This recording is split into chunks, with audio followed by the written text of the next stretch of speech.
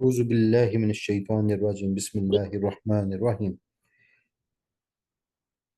اللهم لك الحمد حمدا كثيرا طيبا مباركا فيه اللهم صل على محمد وعلى آل محمد كما صليت على إبراهيم وعلى آل إبراهيم إنك حميد مجيد وبارك على محمد وعلى آل محمد كما باركت على إبراهيم وعلى آل إبراهيم إنك حميد مجيد يا حي يا قيوم برحمتك استغيث. میں بیک گراؤنڈ ساؤنڈز کا کچھ کر کے آیا.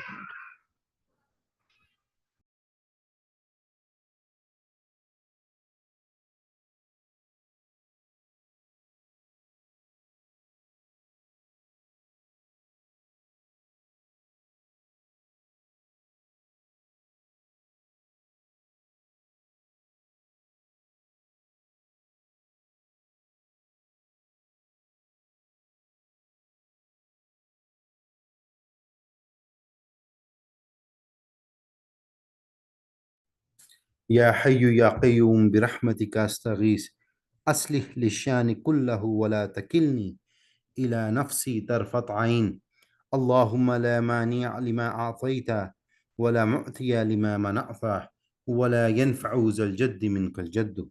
اللهم ربنا الله الذي في السماء تقدس اسمك أمرك في السماء والأرض كما رحمتك في السماء فاجعل رحمتك في الأرض واغفر لنا حوبنا وخطايانا أنت رب الطيبين فأنزل رحمة من رحمتك وشفاء من شفائك على هذا الوجع فيبرأ.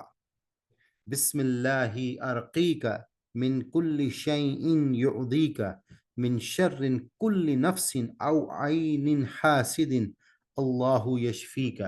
بسم الله أرقيك. اللهم عجرنا من النار اللهم عجرنا من النار اللهم عجرنا من النار. بسم الله تربة أرضنا بريقة بعضنا يشفى سقيمنا بإذن ربنا آمین یا رب العالمین. جو ہماری آج کی آیات ہیں سورۃ الاعراف بالکل اب کنکلوڈ کے بالکل قریب ہے. پچھلی آیات میں جو چیز ہم نے پڑھی تھی اس میں یہ دیکھا تھا کہ اللہ کے جو 99 نام ہیں ان کی اہمیت کیا ہے, اللہ کے جو اسماء ہیں اس کی اہمیت کیا ہے, اس کے ذریعے سے انسان توبہ, عبادت, شکر ادا کرتا ہے. اور ہم نے یہ پڑھا تھا کہ ایک جماعت روز محشر تک کیا رہے گی, حق کے اوپر رہے گی, اور مسلمان کی زندگی کے اندر مسائل آتے ہی آتے ہیں. آج کی جو آیات ہیں وہ بالخصوص ان کا شان جو نزول جو ان سے ہے وہ یہ ہے کہ یہ مشرکین مکہ پہ ہی اتری ہیں. جیسے کہ سورۃ الاعراف پوری چل رہی ہے, اس کے اندر کوئی دو رائے نہیں ہے کہ اس میں سارا جو خطاب ہے وہ مشرکین مکہ کے اوپر ہی ہے. اب یہ جو آج کی آیات بھی ہیں یہ بھی مشرکین مکہ کے لیے ہیں, لیکن ان کے ساتھ جو اس کے اندر سے اخلاقی سبق ہے یا جو اس کے اندر سے لیسن ہے وہ ہم ڈرائیو کریں گے اور اس کو دیکھیں گے کہ اس کی امپلیکیشن دور حاضر میں ہم پر کیسے ہوتی ہیں. اعوذ باللہ من الشیطان الرجیم بسم اللہ الرحمن الرحیم. اولم یتفکروا ما بصاحبہم من جنہ ان ہوا الا نذیر مبین. کیا ان لوگوں نے اس بات پر غور نہ کیا کہ جب ان کا جن سے سابق کیا ان لوگوں نے اس بات پر غور نہ کیا کہ ان کا جن سے سابقہ ہے, ان کو ذرا بھی جنون نہیں, وہ تو صرف ایک صاف صاف ڈرانے والے ہیں. اب یہ ترجمہ کیا ہے؟ یہ ترجمہ یہ ہے کہ اللہ تعالیٰ یہاں بیان کر رہے ہیں کہ جو مشرکین مکہ کے لوگ ہیں کیا انہوں نے اس چیز پر غور نہیں کیا کہ ان کے درمیان جو شخصیت آئی ہے وہ سابقہ ہے, وہ یہ مطلب صاحب ہیں, یہ ان کو جانتے ہیں کہ یہ لوگ یہ کیسے تھے, مطلب رسول اللہ صلی اللہ علیہ وسلم کیسے تھے, انہوں نے انہی کے درمیان ہی اپنا بچپن، لڑکپن، جوانی سب گزاری۔ تو کیا مشرکین مکہ یہ نہیں جانتے کہ ان کا جو کریکٹر ہے وہ کیسا تھا؟ اللہ تعالیٰ یہاں یہ سوال کر رہے ہیں کہ اولم یہ تفکر، کہ یہ فکر نہیں کرتے، تفکر نہیں کرتے، یہ سوچتے نہیں ہیں۔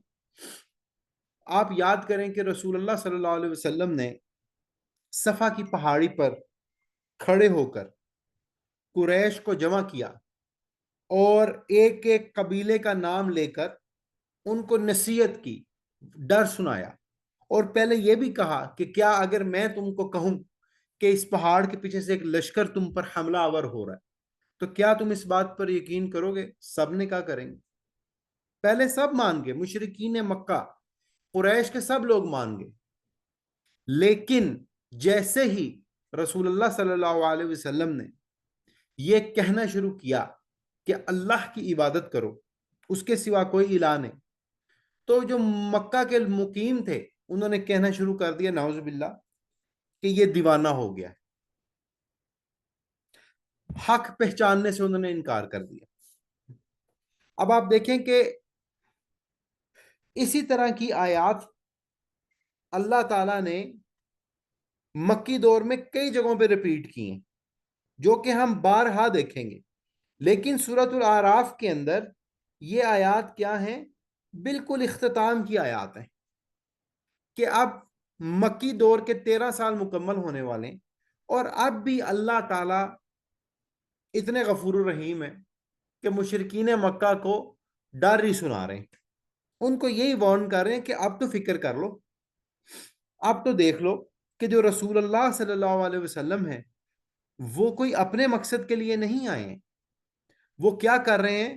اللہ کا پیغام تم تک پہنچا رہے ہیں، اس کے علاوہ ان کی کوئی جاب ڈسکرپشن نہیں ہے۔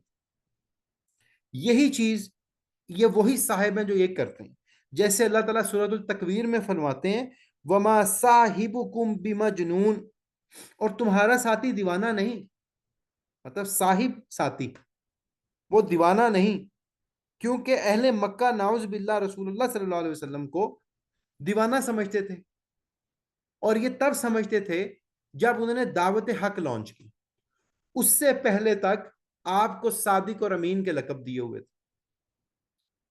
اور آپ کی ہر بات کو انڈورس کرتے تھے، لیکن جیسے ہی آپ نے حق بات کی اور وہ بات ان کو مطلب اچھی نہیں لگی تو انہوں نے آپ صلی اللہ علیہ وسلم پر بہتان لگانے شروع کر دی۔ آگے دیکھیں اولم ينظروا في ملکوت السماوات والارض وما خلق الله من شيء وان عسى ان يكون قد اقترب اجلهم فبأي حديث بعده يؤمنون، اور کیا ان لوگوں نے غور نہیں کیا آسمانوں اور زمین کے عالم میں اور دوسری چیزوں میں جو اللہ نے پیدا کی ہیں، اور اس بات میں کہ ممکن ہے کہ ان کے اجل قریب ہی آ پہنچی ہے، پھر قرآن کے بعد کون سی بات پر یہ لوگ ایمان لائیں گے؟ اب اللہ یہاں فرما رہے ہیں کہ کیا ان لوگوں نے غور نہیں کیا؟ مشرکین مکہ نے 13 سال گزر گئے ہیں، کیا یہ اب بھی غور نہیں کر رہے کہ آسمان اور زمین کو بنانے والا صرف اللہ ہی ہے، ہر چیز اللہ ہی چلاتا ہے، دن کو رات میں بدلتا ہے، رات کو دن میں بدلتا ہے، جاندار سے مردار پیدا کر دیتا ہے اور مردار سے جاندار پیدا کر دیتا ہے، یہ اللہ ہی کر سکتا ہے۔ یہ ابھی بھی اس چیز کو نہیں سمجھتے، یہ صحرا کے اندر رہتے ہوئے اپنے آپ کو ابراہیمی ڈائنسٹی میں کلیم کرتے ہوئے مشرکین مکہ پھر بھی اللہ کی عبادت نہیں کرتے، اللہ کے ساتھ دوسروں کو شریک ٹھہراتے ہیں، بیویاں رکھتے ہیں، یہ کیسے یہ کر سکتے ہیں؟ اور یہ توبہ کیوں نہیں کر رہے؟ قد اقترب اجلہم، کیا پتا ان کے پاس موت آ پہنچے، ان کی دنیا ختم ہو جائے، ان کو پتہ بھی نہ لگے، تو پھر یہ کیا کریں گے اگر ایسا ہو جائے؟ مطلب موت کا وقت انسان کو نہیں پتا ہوتا، انسان کی تیاری ہر وقت ہونی چاہیے۔ اب یہاں اللہ تعالیٰ مشرکین مکہ کو ڈر سنا رہے ہیں کہ کیا پتا تمہاری موت آ جائے، اور اسی حالت میں آ جائے تو تم کیا کرو گے؟ ٹھیک ہے، اب انسان کو چاہیے کہ وہ ہر وقت حالت ایمان میں رہے. حالت ایمان کا مطلب یہ ہے کہ وہ ہر چیز میں اللہ کے احکامات کو دیکھیں. چوری، ڈکیتی، کسی کا حق مارنا، کسی کے ساتھ ظلم کرنا، کسی کے ساتھ زیادتی کرنا، سود کھانا، مطلب ہر طرح کی برائی سے اپنے آپ کو بچا کے رکھے. یہ اس کے لیے ضروری. ابن ماجہ کی ایک حدیث ہے کہ رسول اللہ صلی اللہ علیہ وسلم فرماتے ہیں کہ جس رات مجھے معراج ہوئی، اس سفر کے دوران میرا گزر ایسے افراد کے پاس سے ہوا جن کے پیٹ مکانوں کی طرح بڑے بڑے تھے اور ان پیٹوں میں سام بھرے ہوئے تھے جو ان کے پیٹوں کے باہر سے نظر آ رہے تھے. میں نے کہا ہے جبرائیل، یہ کون لوگ ہیں؟ جبرائیل نے فرمایا یہ سود کھانے والے. ٹھیک ہے، تو مطلب اب اس حدیث کو یہاں مینشن کرنے کا مقصد یہ ہے کہ انسان ہمیشہ جب ڈچ ہوتا ہے نا، دھوکا کھاتا ہے، فریب کھاتا ہے، وہ دنیاوی کشش میں کھا جاتا ہے. ہمیں ان ساری چیزوں کو مد نظر رکھتے ہوئے اس چیز کو دیکھنا ہے کہ ہم دنیاوی معاملات میں بھی ایسی حرکتیں نہ کریں، ایسے کام نہ کریں جو کہ شریعت کے مطابق نہ ہو، جو کہ آپ کو لے بیٹھیں. تو اسی لیے ابن کثیر رحمت اللہ علیہ اس حدیث کو یہاں لے کے آئے کہ مشرکین مکہ سے تو اللہ نے خطاب کر دیا، لیکن ایک عام انسان کو چاہیے کہ وہ بھی اپنے دینی اور دنیاوی معاملات میں ہر وقت کیا رہے؟ تیار رہے. آگے دیکھیں، من یضلل اللہ فلا ہادی لہ، جس کو اللہ گمراہ کر دے اس پر کوئی راہ پر نہیں لا سکتا. یہ ہم نے پچھلی دفعہ بھی پڑھا تھا کہ انسان کو مرتے دم تک ہدایت مانگتے رہنا چاہیے، کیونکہ ہدایت اللہ ہی کے ہاتھ میں.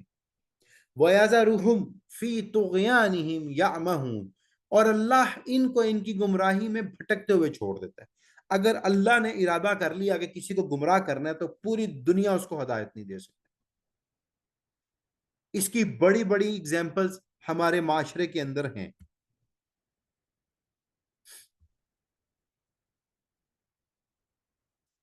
نہیں، میرا نہیں خیال میں، میری طرف سے تو لنک ٹھیک ہے، باقی اب مجھے پتا نہیں، کوئی اور بھائی بتا دے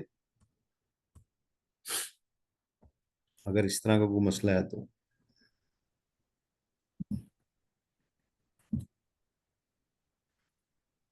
اب آپ یہ دیکھیں کہ ہدایت جو ان سی ہے، اگر اللہ کسی کو گمراہ کر دے تو وہ ہدایت نہیں لے سکتا،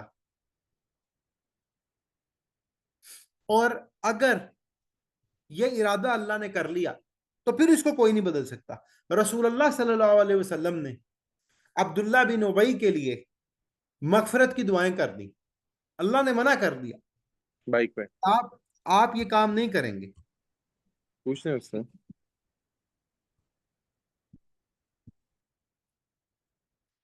آپ یہ کام نہیں کریں گے، اللہ تعالیٰ نے اس چیز سے منع کر دیا. ٹھیک ہو گیا. پھر اس کے علاوہ ہمارے پاس مثالیں ہیں کس کی؟ ابو جہل کی، مرتے دم تک مسلمان نہ ہو سکا. فرعون کی، ولید بن مغیرہ کی، خالد بن ولید کے جو والد تھا، اس نے حق بھی پہچان لیا. اس نے اپنی اس وادی میں جہاں یہ سب کھڑے ہوتے تھے وہاں کھڑے ہو کے یہ بھی کہہ دیا کہ نہیں نہیں نہیں، یہ دیوانہ نہیں ہے، یہ غلط بات نہیں کرتا، ہم اس کو بچپن سے جانتے ہیں، ہم اس کو جادوگر بھی نہیں کہہ سکتے. تو لوگوں کو لگا، مشرکین مکہ کو، کہ ولید بن مغیرہ جو ان سے ہے یہ اب مسلمان ہو جائے گا. تو انہوں نے کہا لو جی، اب ولید بن مغیرہ بھی مسلمان ہو جائے گا. جب اس نے یہ سب کچھ دیکھا تو اس کے بعد بھی وہ ہدایت نہ لایا، اور اللہ کو اتنا غصہ آیا کہ اللہ نے پھر اس کے اوپر وعید سنا دی قرآن حکیم میں. تو غرض کہنے کا یہ ہے کہ اگر اللہ ارادہ کر لے کہ کسی کو گمراہ کرنا ہے تو پھر اس کے لیے کوئی راہ نہیں. ڈاکٹر اسرار احمد رحمت اللہ علیہ ایک بات کہتے ہیں، وہ کہتے ہیں کہ اس دنیا کی سب سے بڑی نعمت کیا ہے؟ کہ انسان ہدایت پر ہے. یہی نعمت ہے. اگر انسان ہدایت پر نہیں ہے، مطلب اسلام اس کے پاس ایمان کی طاقت نہیں ہے، تو اس سے بڑی کوئی نعمت نہیں ہے. وہ کہتے ہیں کہ آپ کے پاس مال ہے، کوئی نعمت نہیں. آپ کے پاس صحت ہے، کوئی نعمت نہیں. آپ کے پاس اولاد ہے، کوئی نعمت نہیں. ہاں، یہ سب نعمتیں تب ہیں جب آپ کے پاس ہدایت ہے. اگر آپ کے پاس ہدایت نہیں ہے تو پھر یہ نعمتیں نہیں. ایک انسان کے پاس مال ہے لیکن وہ جوا کھیلتا ہے، برائیوں میں اڑاتا ہے، برے کام کرتا ہے، تو وہ نعمت کیا ہے؟ وہ تو زحمت ہے. ٹھیک ہے. ایک شخص کی اولاد ہے، اگر وہ اس کی اچھی پرورش کرنے کی کوشش نہیں کرتا، اس کو اچھی ڈائریکشن میں نہیں لگاتا، تو وہ نعمت نہیں ہے. ایک شخص کے پاس مال ہے، وہ سارا اس پہ قابض ہو کر بیٹھ جاتا ہے، نہ اس کی زکوٰۃ دیتا ہے، نہ اللہ کی راہ میں کچھ دیتا ہے، تو وہ نعمت نہیں ہے. تو غرض کہنے کا یہ ہے کہ اللہ سے ہر وقت ہدایت مانگتے رہنا چاہیے اور عافیت مانگتے رہنا چاہیے.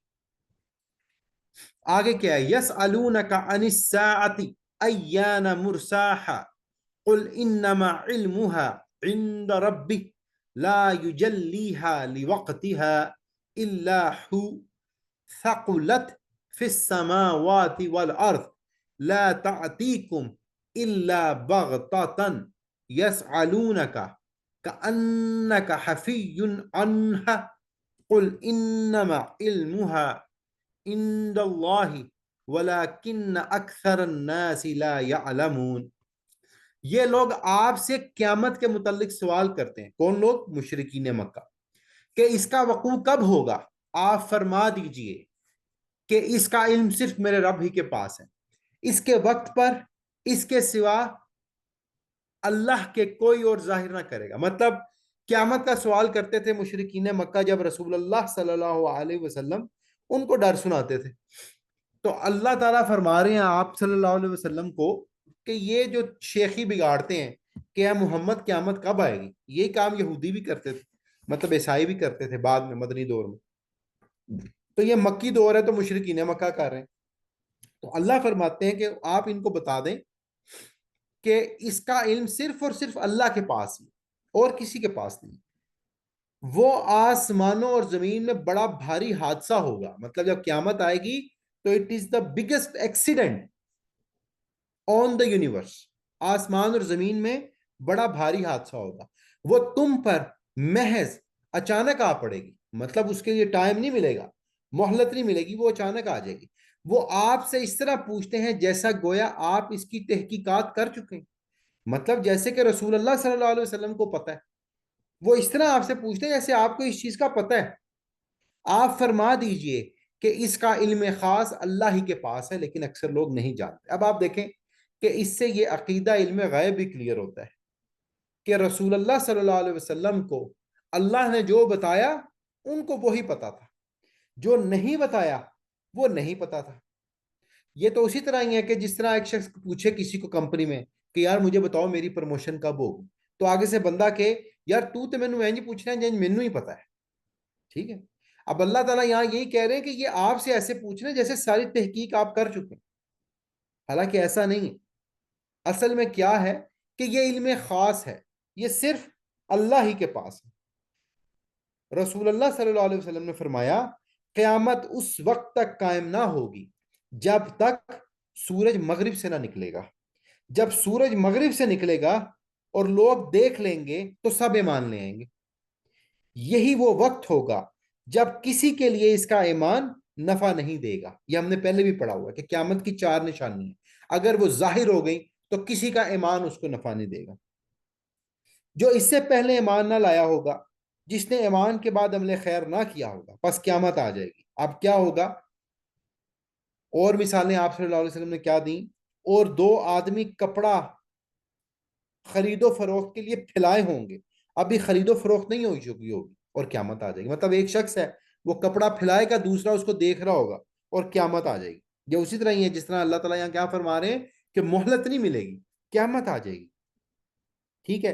پھر آپ نے فرمایا کہ قیامت اس حال میں قائم ہوگی کہ ایک شخص اپنا حوض تیار کر رہا ہوگا اور اس کا پانی بھی نہ پی پائے گا. مطلب پانی ابھی اس نے ڈالا ہوگا پیالے میں، ابھی اس نے پیا نہیں ہوگا. کتنا ٹائم لگتا ہے؟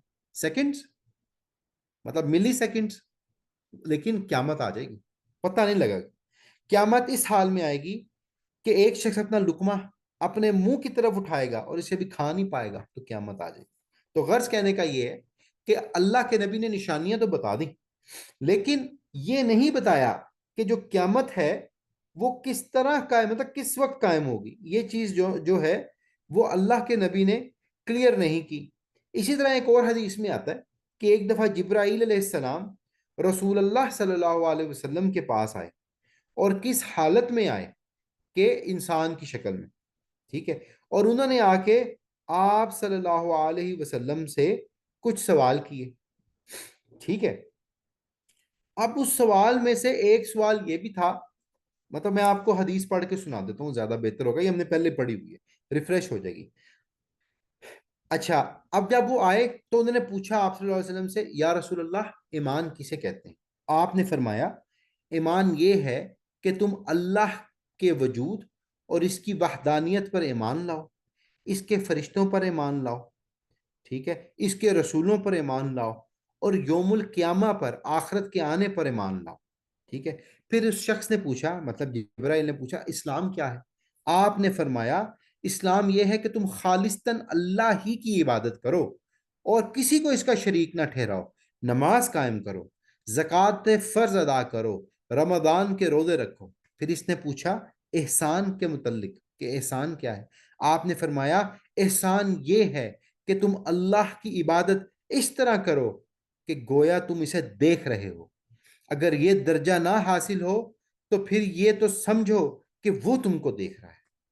پھر اس نے پوچھا قیامت کب آئے گی؟ آپ صلی اللہ علیہ وسلم نے فرمایا کہ اس کے بارے میں مجھے بھی اتنا علم ہے جتنا تمہیں علم ہے، مطلب یہ خالصاً علم اللہ نے اپنے پاس رکھا، غیب کا علم، کچھ خاص امور کا علم اللہ نے کسی کو عطا نہیں کیا، اور رسول اللہ صلی اللہ علیہ وسلم کو بھی کچھ جو بتایا، نشانیاں بتائیں۔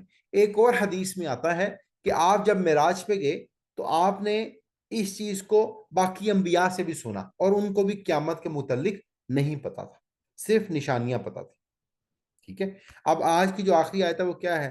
قُلْ لَا أَمْلِكُ لِنَفْسِي نَفْعًا وَلَا ضَرًّا إِلَّا مَا شَاءَ اللَّهُ وَلَوْ كُنْتُ أَعْلَمُ الْغَيْبَ لَأَسْتَكْثَرْتُ مِنَ الْخَيْرِ وَمَا مَسَّنِيَ السُّوءُ إِنْ أَنَا إِلَّا نَذِيرٌ وَبَشِيرٌ لِقَوْمٍ يُؤْمِنُونَ۔ اب یہ اللہ کے نبی کی جاب ڈسکرپشن آ گئی کہ رسول اللہ صلی اللہ علیہ وسلم اس دنیا میں کیا کرنے آئے۔ آپ کہہ دیجئے میں خود اپنی ذات خاص کے لیے کسی نفع کا اختیار نہیں رکھتا اور نہ کسی ضرر کا، مگر اتنا ہی جتنا اللہ نے چاہا ہو۔ مطلب اللہ کے نبی جو کام کرتے ہیں وہ اللہ کے آرڈر پہ ہی کرتے ہیں، اور جتنا اللہ نے بتایا اتنا ہی کیا۔ رسول اللہ سارے امور اللہ کی طرف ہیں، اور رسول اللہ مستقبل نہیں جانتے سوائے اس کے جو اللہ نے اس کو بتا دیا، ان کو بتا دیا۔